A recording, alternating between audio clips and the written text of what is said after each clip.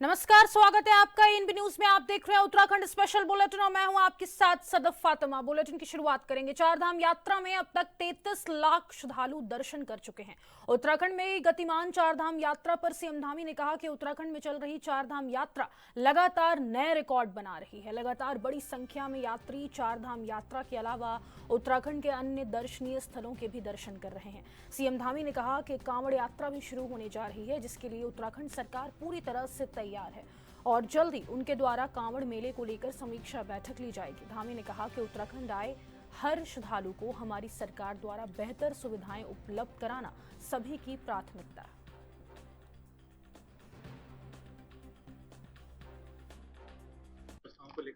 चारधाम यात्रा इस समय चल रही है और पूरा हमारा पर्यटकों का ये सीजन हो रहा है और इसमें बड़ी संख्या लगभग 33 लाख लोग चारधाम यात्रा में अभी तक दर्शन कर चुके हैं। इसी प्रकार जो हमारे अन्य भी डेस्टिनेशन हैं वहाँ भी बड़ी संख्या में लोग आ रहे हैं, चाहे कार्तिक स्वामी हो, जगन्नाथ जी का उत्तरकाशी का मंदिर हो, हरसिल मुखवा का क्षेत्र हो, हर एक क्षेत्र इस समय जो है हमारा भरा हुआ है। और कांवड़ यात्रा हर वर्ष हम उसके लिए पहले से तैयारी करते हैं। उसके लिए जल्दी ही मैं अपने स्तर पर भी समीक्षा करूंगा प्रत्येक वर्ष की भांति, जिससे कि वो अच्छा हो। मानसून को लेकर मुख्यमंत्री पुष्कर सिंह धामी ने हरिद्वार पहुंचकर जगतगुरु आश्रम पहुंचकर शंकराचार्य राजेश्वर आश्रम से आशीर्वाद लिया है। इसके बाद उन्होंने भारतीय मजदूर संघ के 70वें स्थापना दिवस के समापन समारोह में भाग लिया। सीएम धामी ने कहा कि भारतीय मजदूर संघ मजदूरों और उद्योगों के बीच सामंजस्य स्थापित कर दोनों के विकास के लिए कार्य कर रहा है। भारतीय मजदूर संघ के 70वें स्थापना दिवस पर बोलते हुए उन्होंने कहा कि आज भारतीय मजदूर संघ मजदूरों के लिए और उसके साथ साथ उद्योग दोनों के विकास में एक अच्छा समन्वय बना रहा है। हमारा भी प्रयास है कि हमारे श्रमिकों को सभी अच्छी सुविधा पीएम मोदी के नेतृत्व में मिलती रहे। उत्तराखंड में भी हम इस दिशा में काम कर रहे हैं कि सब लोग मिलकर उत्तराखंड को एक समृद्ध और देश का श्रेष्ठ राज्य बनाएं। भारतीय मजदूर संघ मजदूरों के लिए और उसके साथ साथ उद्योगों के लिए दोनों के विकास में एक अच्छा समन्वय बना रहे, उसके लिए काम कर रहा है। और हमारा भी प्रयास है कि हमारे श्रमिकों को सभी अच्छी सुविधाएं मिलें। आदरणीय प्रधानमंत्री जी के नेतृत्व में देश के आज़ादी के इस कालखंड में अनेक ऐतिहासिक निर्णय लिए गए हैं। उनके परिवारों के कल्याण की चिंता की गई है, उनके उत्थान की चिंता की गई है। उत्तराखंड में भी हम उसी दिशा में काम कर रहे हैं, जिससे कि सब लोग मिलकर जो हमारा उत्तराखंड को एक समृद्ध और देश का श्रेष्ठ राज्य बनाने का संकल्प, उसमें हमारे श्रमिक भाई भी अपना योगदान दें। और भारतीय मजदूर संघ इस दिशा में निरंतर काम कर रहा है, उनको एक दिशा मिल रही है। दत्तोपंत ठेंगड़ी जी के नेतृत्व में, उनके मार्गदर्शन में जो कार्य प्रारंभ हुआ था 1955 से, अब अनवरत रूप से जारी है और राष्ट्र हित के अनेक प्रकल्पों को, अनेक कामों को आज हमारे इनके द्वारा बढ़ाया जा। उत्तराखंड में मानसून दस्तक दे चुका है और मानसून से पहले धामी सरकार सभी तैयारियां पूरी कर चुकी थी। सीएम ने आपदा प्रबंधन विभाग, एनडीआरएफ, एसडीआरएफ समेत कई विभागों को मानसून में अलर्ट रहने के निर्देश दिए हैं। बता दें कि उत्तराखंड एक पहाड़ी राज्य है। मानसून यहां बारिश के साथ साथ कई हादसे भी लेकर आता है। बारिश के कारण पहाड़ों से चट्टानें दरक कर रास्ते बंद कर देती हैं और कई बार बड़े हादसे लोगों की जान भी ले लेते हैं। मानसून पर बोलते हुए मुख्यमंत्री ने कहा कि उत्तराखंड सरकार मानसून को लेकर भी तैयार है। उत्तराखंड में मानसून के दौरान कई दैवीय आपदाएं देखने को मिलती हैं।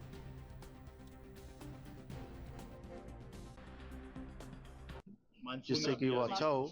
मानसून को लेकर हम पहले ही मॉक ड्रिल भी कर चुके हैं और अभी कुछ लगातार 2-3 बैठकें मैं अपने स्तर से कर चुका हूं सभी जिलाधिकारियों के साथ।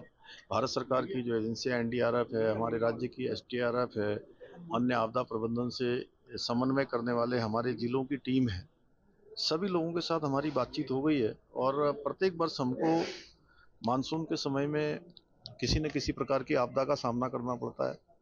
जैसे हमने पिछले सालों में हरिद्वार में यहाँ अत्यधिक बारिश और अत्यधिक जल भराव के कारण से बाढ़ की स्थिति का सामना करना पड़ा था हरिद्वार उधम सिंह नगर में। और हमारे पर्वतीय क्षेत्रों में, चाहे वो ऋणी की आपदा हो, चाहे वो केदारनाथ घाटी में आई आपदा हो, पिछले वर्ष हमारा घनसाली क्षेत्र में बादल फटने की घटना हो, ऐसी अनेक घटनाएं हमारे सामने आती हैं, कहीं भूस्खलन होता है। तो हम आपदाओं को रोक तो नहीं सकते, लेकिन आपदाओं के प्रभाव को बहुत कम कर सकते हैं।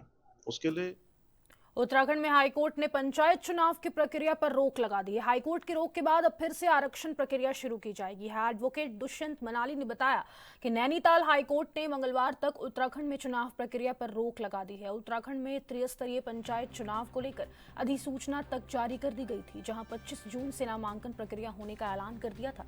आचार संहिता भी लागू हो गई थी। इन सभी तैयारियों के बीच नैनीताल हाईकोर्ट ने आदेश दिया कि नैनीताल हाईकोर्ट ने रिजर्वेशन पर स्थिति स्पष्ट नहीं होने की वजह से ये रोक लगाई है।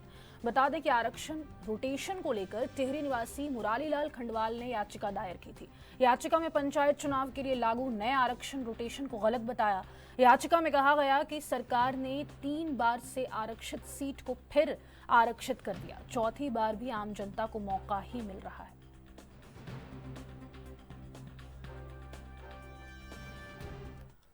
उत्तराखंड में विद्यालयी शिक्षा की दुर्दशा और राज्य के 14,000 से अधिक स्कूलों को बंद करने के मामले पर कांग्रेस के वरिष्ठ उपाध्यक्ष संगठन सूर्यकांत धस्माना ने राज्य सरकार पर हमला बोलते हुए कहा कि आज जो स्कूलों में छात्र संख्या लगातार गिर रही है, इसके लिए पूर्ण रूप से प्रदेश की भाजपा सरकार जिम्मेदार है। धस्माना ने कहा कि राज्य के शिक्षा मंत्री और शिक्षा विभाग के उच्च अधिकारी जवाब दें कि पूरे राज्य के इंटर कॉलेजों व हाई स्कूलों में प्रधानाचार्यों, प्रधानाध्यापकों, प्रवक्ताओं और एलटी के कुल कितने स्वीकृत पद इस समय रिक्त हैं और क्यों रिक्त हैं। उन्होंने कहा कि शिक्षा विभाग और शिक्षा मंत्री अब कम छात्र संख्या वाले स्कूलों को क्लस्टर विद्यालयों में मर्ज करने के शगुफे से स्कूलों को बंद करने की साजिश कर रहे हैं, जिससे पहाड़ों में शिक्षा व्यवस्था और चौपट हो जाएगी और भविष्य में यह बेरोजगारी बढ़ाने का भी एक कारण बनेगा।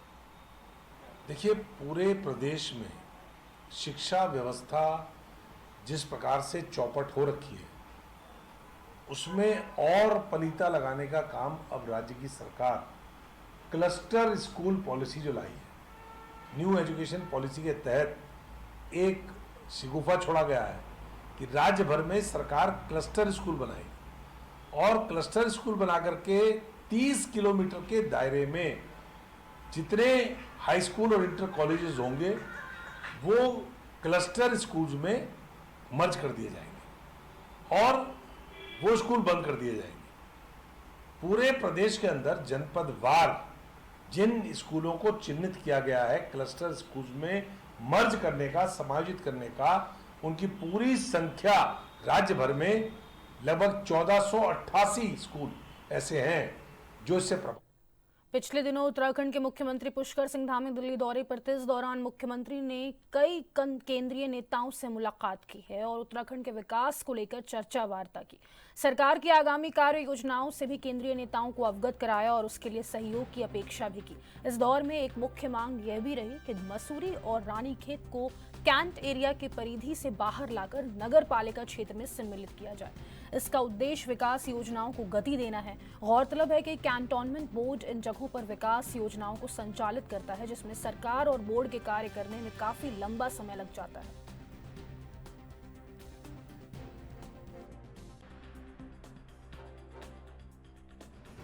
प्रदेश के यशस्वी मुख्यमंत्री आदरणीय पुष्कर सिंह धामी जी प्रदेश के विकास के लिए लगातार प्रयत्नशील हैं। 2 दिन पहले जो उनका दिल्ली में दौरा था उसमें वो रक्षा मंत्री आदरणीय राजनाथ सिंह जी से मिले। उन्होंने हमारे 2 शहर मसूरी और रानीखेत के कैंट एरिया को नगर पालिका में मिलाने की मांग की। ये दोनों पर्यटन की दृष्टि से भी महत्वपूर्ण हैं और कैंट बोर्ड के अधीन होने के कारण उनमें विकास के कार्य करने में दिक्कत आती है, उनके नॉर्म्स हैं अलग कैंट बोर्ड के।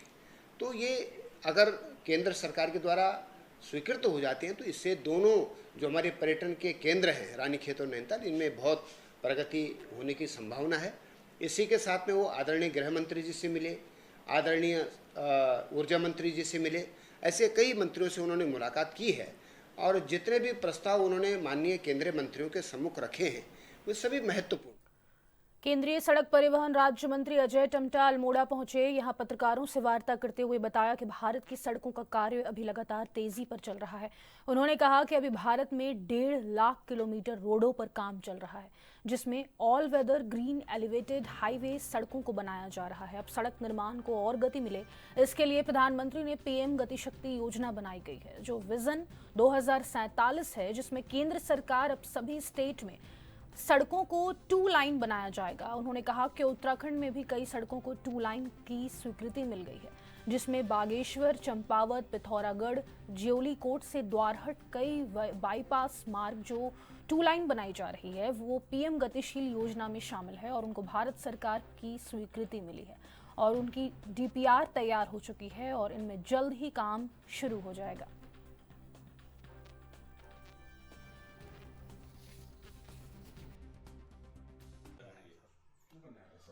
देखिए, देश भर के अंदर हमारे बहुत सारे एलिवेटेड रोड बन रहे हैं, एक्सेस कंट्रोल रोड बन रहे हैं, ग्रीन हाईवेज बन रहे हैं और एलिवेटेड रोड बन रहे हैं। और जो हमारे एग्जिस्टिंग रोड हैं पुराने जो एनएच के हैं, उसको 2047 के विजन के अनुसार उस समय में जो व्हीकल्स की संख्या होगी, पॉपुलेशन होगा, उसके अनुसार हमारा विजन काम पे तेज गति के साथ चल रहा है। और अभी वर्तमान में लगभग 1.5 लाख किलोमीटर रोड हमारी एनएच की है। स्टेट हाईवेज अलग है, स्टेट के अलावा जो नगर पालिका या नगर निगमों की इनकी रोड्स अलग होती है, मगर जो हमारी एनएच की है वो लगभग 1.5 लाख किलोमीटर की रोड है। अभी जो आपके द्वारा और बहुत सारे लोगों के द्वारा, जैसे हमने बहुत सारी चीज़ें मैंने बनाई, भारतमाला भी के भी रोड्स बनाए, ऑल वेदर रोड भी बनाए। और प्रदेश के सरकारी अस्पतालों में डॉक्टरों और पैरामेडिकल स्टाफ की अब बायोमेट्रिक हाजिरी होगी। स्वास्थ्य और चिकित्सा शिक्षा मंत्री डॉक्टर धन सिंह रावत ने स्पष्ट निर्देश दिए हैं कि उत्तराखंड के सभी सरकारी अस्पतालों और मेडिकल कॉलेजों में ये व्यवस्था अनिवार्य रूप से लागू की जाए। डॉक्टर रावत ने कहा कि प्रदेश भर में स्वास्थ्य सेवाओं को बेहतर बनाने और मरीजों को सुविधाएं उपलब्ध कराने के लिए कदम उठाया गया है। उन्होंने कहा कि बार बार शिकायतें आ रही थी कि कई चिकित्सक और पैरामेडिकल कर्मचारी बिना अवकाश लिए ड्यूटी से गायब रहते हैं। इससे अस्पतालों की व्यवस्था प्रभावित होती है और मरीजों को इलाज के लिए भटकना पड़ता है। मंत्री ने कहा कि यह स्थिति कतई बर्दाश्त नहीं होगी।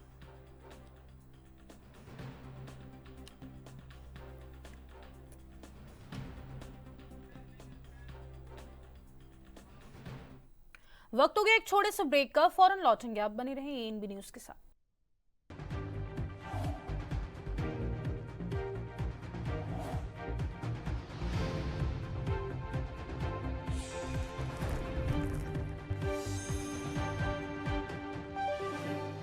ब्रेक के बाद एक बार फिर से आप सभी का स्वागत है। आगे बढ़ेंगे। उत्तराखंड में सीएम धामी योग नीति लागू कर चुके हैं। मुख्यमंत्री पुष्कर सिंह धामी ने विदेशी मेहमानों के सामने गैरसैंण से योग नीति का शुभारंभ किया, साथ ही बड़ी घोषणाएं भी की। भाजपा संगठन भी अब योग नीति को प्रदेश में बड़े बदलाव के रूप में देख रहा है।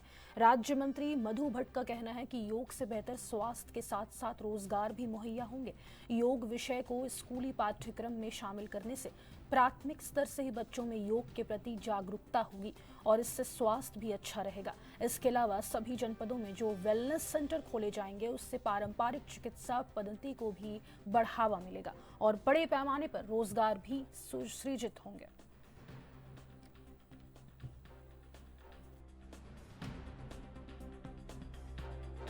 देखिए, माननीय मुख्यमंत्री श्री पुष्कर सिंह धामी जी ने जिस प्रकार से योग नीति जो तैयार की है, वो उत्तराखंड पहला राज्य है जिसमें ये योग नीति बनी है। इसके आधार पर जो हमारे जो बच्चे हैं उनको पाठ्यक्रम में ये पढ़ने को मिलेगा। योग से शारीरिक और मानसिक विकास होगा और इसमें जो वेलनेस सेंटर जो हमारे बनेंगे, उसमें हमारी जो प्राचीन पद्धति से है, उसमें योग के द्वारा और जो आयुष प्राकृतिक चिकित्सा के द्वारा और हमारी जो भी जो जिस प्रकार से योग के माध्यम से कई बीमारियां दूर होती हैं, उसको पाठ्यक्रमों में लाकर और उसके लिए वेलनेस सेंटर जो बनाकर ये पहला जो राज्य है वो बनने जा रहा है। योग नीति बहुत ही इसका एक विस्तार रूप से, क्योंकि 5 वर्षों का इसका एक खाका तैयार कर लिया गया है और जगह जगह पूरे उत्तराखंड में इस प्रकार से वेलनेस सेंटर जो है वो बनाए जाने की योजना बन चुकी है और वो पाठ्यक्रमों में भी वो अब लागू कर दी। उत्तराखंड में पंचायत चुनाव की अधिसूचना जारी कर दी गई है। इसको लेकर उत्तराखंड प्रदेश कांग्रेस कमेटी के अध्यक्ष करण माहरा की अध्यक्षता में सभी वरिष्ठ कांग्रेसी नेताओं के साथ एक महत्वपूर्ण बैठक हुई। बैठक में कांग्रेस ने पंचायत चुनाव जीतने के लिए 3 चरणों की रणनीति तैयार की है। इस बैठक में पूर्व मुख्यमंत्री हरीश रावत, नेता प्रतिपक्ष यशपाल आर्य, पूर्व प्रदेश अध्यक्ष गणेश गोदियाल, पूर्व कैबिनेट मंत्री हरक सिंह रावत जैसे बड़े नेता मौजूद रहे।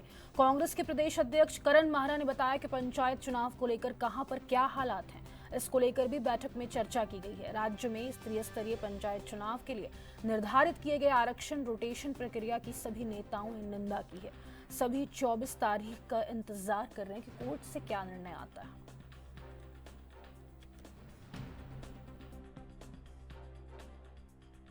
नियुक्त हुए हैं उसमें 3 चरणों में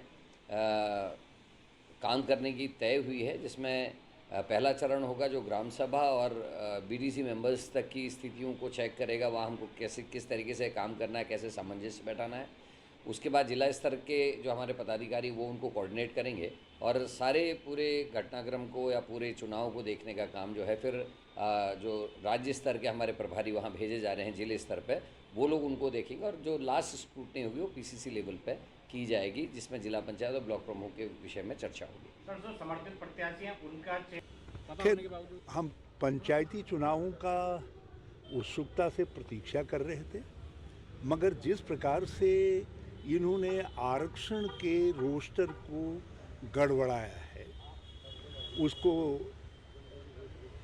शून्य घोषित करके नए सिरे से बनाने की बात कही है, उससे कई क्षेत्र इस जो रोस्टर का लाभ है उससे वंचित रह जाएंगे और SC ST के हितों पर भी चोट है, ये दूसरे वर्गों के हितों पर भी चोट है।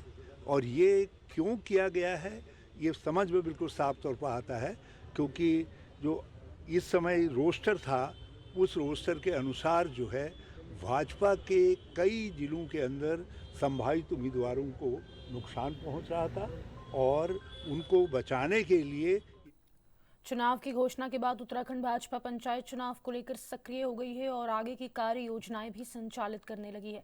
वहीं प्रदेश अध्यक्ष महेंद्र भट्ट के द्वारा प्रदेश कार्यालय में वर्चुअल माध्यम से सभी विधायक, पर्यवेक्षक, जिला अध्यक्ष और वार्ड अध्यक्षों से संवाद किया गया और उसके बाद निर्णय लिया गया कि जो पर्यवेक्षक हैं वे वार्ड स्तर तक जाकर पंचायत टोलियों के माध्यम से जिताऊ और सशक्त उम्मीदवार के नाम का पैनल प्रदेश स्तर पर भेजेंगे। सभी विधायक भी इसमें अपनी अहम भूमिका निभाएंगे और वार्ड स्तर पर कार्यकर्ता जीत कर आए उस पर भी काम करेंगे। इसके बाद 25 और 26 तारीख को प्रदेश स्तर पर एक मीटिंग का आयोजन किया जाएगा।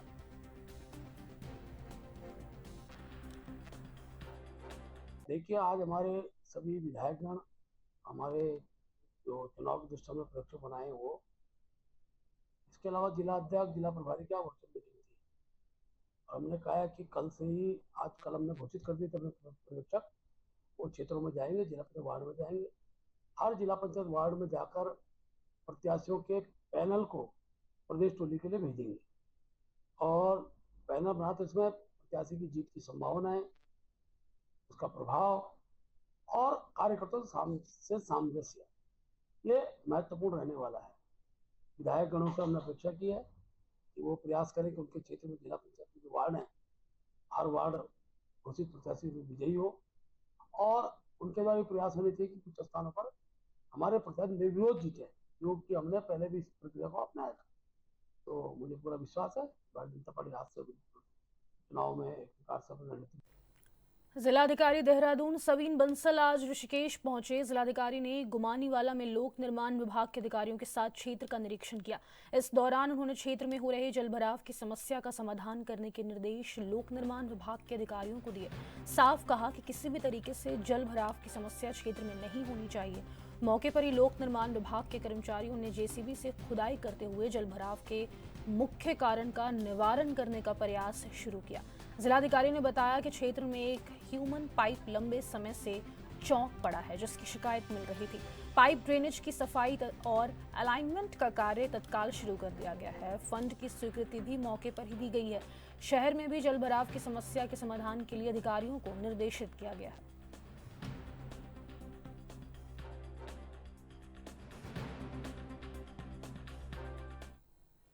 जनपद पौड़ी की नवनियुक्त जिलाधिकारी स्वाति एस भदौरिया ने कार्यभार संभालते ही स्वास्थ्य सेवाओं को लेकर सख्त रुख अपनाया। खास तौर पर आगामी कांवड़ यात्रा को देखते हुए वे एक्शन मोड में हैं। सोमवार को उन्होंने लक्ष्मण झूला क्षेत्र में स्थित प्राथमिक स्वास्थ्य केंद्र का निरीक्षण किया, जो कि कांवड़ यात्रा के दौरान अत्यंत संवेदनशील क्षेत्र माना जाता है। निरीक्षण के दौरान जिलाधिकारी ने अस्पताल परिसर की साफ सफाई पर विशेष ध्यान देने के निर्देश दिए और यह सुनिश्चित करने को कहा कि किसी भी मरीज को इलाज में किसी प्रकार की असुविधा न हो। उन्होंने दवाओं का पर्याप्त स्टॉक बनाए रखने के साथ साथ पेयजल, बिजली और अन्य मूलभूत सुविधाओं को पूरी तरह दुरुस्त रखने के निर्देश भी अधिकारियों को दिए। साथ ही उन्होंने यह भी स्पष्ट किया कि मरीजों को सभी जरूरी दवाएं अस्पताल परिसर से ही उपलब्ध कराई जाएं ताकि उन्हें इधर उधर भटकना ना पड़े।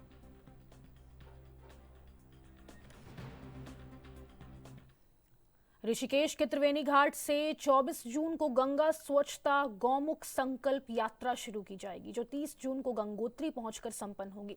इस यात्रा की सभी तैयारियां पूरी कर ली गई है। आज त्रिवेणी घाट पर गंगा स्वच्छता अभियान के कलश की विधिवत पूजा अर्चना की गई। इस दौरान अहमदाबाद में विमान दुर्घटना और केदारनाथ में हेलीकॉप्टर हादसे में जान गंवाने वाले लोगों की आत्मा की शांति के लिए मां गंगा से प्रार्थना और तर्पण किया गया। महंत रवि प्रबन्नाचार्य ने बताया कि उत्तरकाशी और गंगोत्री में भी तर्पण कार्यक्रम किए जाएंगे। इस यात्रा का उद्देश्य गंगा की पवित्रता और स्वच्छता बनाए रखना है। यात्रा के दौरान साधु संत हर शहर में लोगों को गंगा में कचरा ना डालने और मां गंगा की आस्था को बनाए रखने का संकल्प दिलवाएंगे।